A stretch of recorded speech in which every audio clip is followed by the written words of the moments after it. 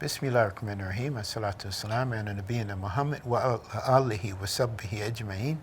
Amma ba'd. One of the aspects of these 10 days is the Eid al-Adha. It takes place after it takes place on the 10th day of these days, and we don't fast on the 10th day. It's actually only 9 days of fasting if you're going to fast. You can fast one day. You don't have to fast at all. But you're advised to fast on the day of Arafah, which is the 9th day. The 10th day is the day of sacrifice, when we go and we sacrifice sheep in honor or in remembrance of Prophet Ibrahim alayhi salatu wassalam. May Allah's mercy and blessing be with him, and his son Ismail. When Prophet Abraham had been commanded, or had a dream actually, that he was supposed to sacrifice his son Ismail. And Ismail, was an obedient son, he told his son, he said, I had a dream, and it seems like this is something that Allah wants me to do. And his son said, if this is what you think Allah wants you to do, then I'm willing to allow you to do this. I'll go along with you. I won't oppose you. I'm paraphrasing. I'm speaking contemporary English. So he laid him down with his face facing the stone, down.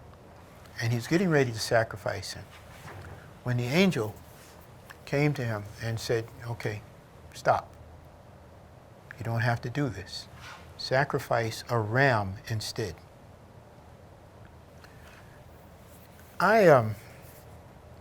Being from Western society, I question a lot of things.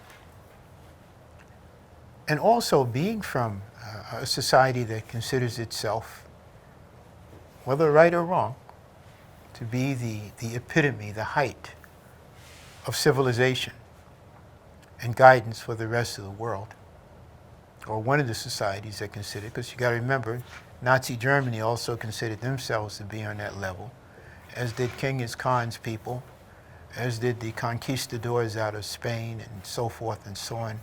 All of these tyrants and oppressors who've had their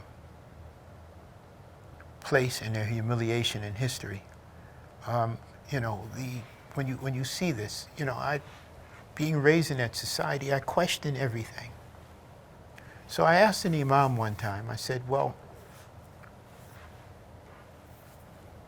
why would a prophet of God think that, God was asking him to sacrifice his son? And the imam reminded me, and he didn't have a reference for this, but he said to me, except a historical reference. He said that even today, human sacrifice still takes place.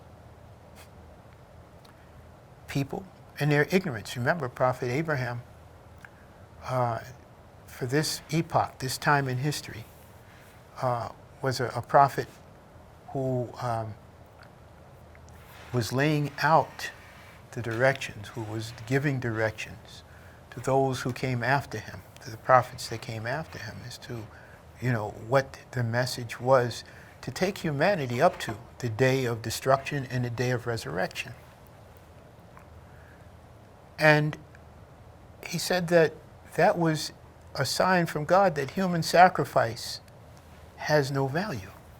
Killing human beings to please him, to make rain or to cause the crops to grow or something like that, has no value.